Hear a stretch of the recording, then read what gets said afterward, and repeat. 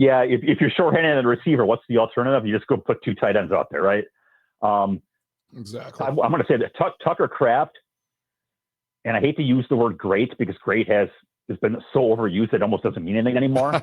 That's a good but point. Tucker Kraft is going to be great. Yep. He already might be on his way, and the numbers might not show it at the end of the year because, again, they have so many weapons and things, and I get that, but he is going to be a legitimately great player, an X factor, a guy the defensive coordinators lose sleep over. Yeah. But like you said, one of the big developments of this camp was the return of Luke Musgrave, who I realized he was hurt last year, but even before he was hurt, he didn't do anything. Like he had a very inconspicuous training camp. He barely played week 1. He made no impact at all before he was injured. The Luke Musgrave that we've seen at training camp this year, making plays downfield, is exactly the guy who they thought they were drafted a couple of years ago.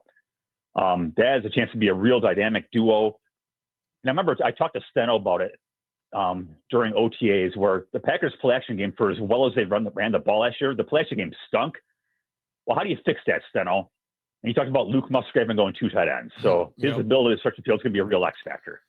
Bill, I totally agree with that. And I got it. We have to go to Jordan Love and like his thumb deal and all of that, like, kind of what you think his health is going to be for that week 1 game, and kind of what you just said, like, what is their game plan going to be? In my mind, I'm like, you feed the rock to Josh Jacobs as much as possible.